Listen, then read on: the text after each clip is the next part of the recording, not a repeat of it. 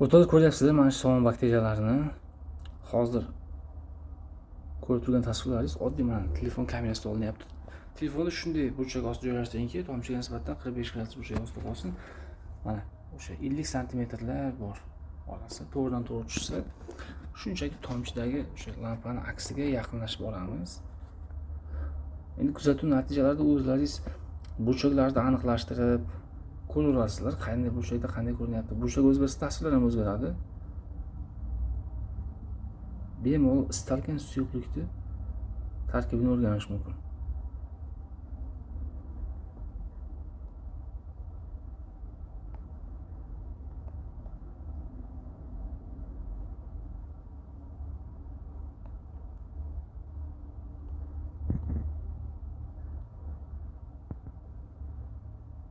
Ozgina yog' qo'shib olsangiz, suv shaffofligi ortib, mana shu yerda hozir o'tib juda sodda tushuntirib berishga harakat qilaman.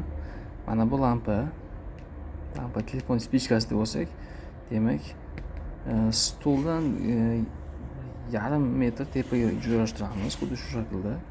Va buyum stulchasiga yo'naltiramiz. Tomchini tomizamiz. Va keyin qarama-qarshi tomondan ko'zimiz yoki oddiy lampochka bilan mana bu yerdagi lampa aksiga 1-2 santimetr yaqinlikdan qaraymiz. 1 santimetr yaqinlikdan qaraganimizda tasvirlar aniq ko'rinadi. Mana shu sxema eslaringda qolsin o'rtoqlar, mana. Demak, buyum stolchasidan lampagacha bo'lgan masofa ham 50 santimetr bo'lsa, bu yoq ham 50 santimetr.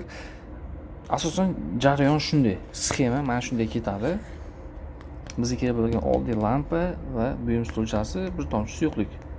Suyuqlik tarkibini o'rganamiz. Endi suyuqlik shaklini o'zlaring har xil tomizib, o'rtacha bo'lishi kerak. Juda kichkina emas, juda katta emas, o'rtacha bo'lsa, sirt tarangligi ham yaxshi bo'ladi, tasvirlar ham yaxshiroq ko'rinadi. Keyin suyuqlikka ozroq yog' qo'shib, yaxshilab aralashtirilsa, bakteriyalar ko'rinishi yaxshilanadi. Shu o'rtoq juda sodda sxema, shuni ko'rib, mana shu sxema bo'yicha ishlash kerak. Hurmatli kuzatuvchilar, hozir o'zlaringiz ko'rdingiz, bu oddiy telefon spichkasida olingan, telefon kamerasida olingan tasvirlar edi. Buni o'sha biologiya va fizika o'qituvchilariga, boshlang'ich ta'limdan dars beradigan o'qituvchilarga borib qo'ysangiz, bu ular uchun noyob topilma, maza qilib dars o'tishadi. Endi buni foydali tomonlarini menimcha ko'rib turibsizlar o'zlaringiz, juda sodda, juda arzon metod. Bu yana bir qanaqa mikroskoplar orqali tasvirlar olish ham mumkin. U qandaydir murakkab, o'rtada qandaydir bir o'ziga yarasha murakkab qiyinchiliklari bor. Bu yerda juda sodda, ayniqsa bolajonlar uchun juda sodda, juda tushunarli. O'rtadagi hamma narsani olib tashlab, to'g'ridan to'g'ri, menimcha qiziqarli dars o'tishga yordam beradi deb o'ylayman. O'shaning uchun ham mayli, marhamat qilib ko'ringlar. Agar savollaringiz bo'lsa, bemalol kommentariyada yozishlaringiz mumkin. Rahmat e'tiborlaringiz uchun.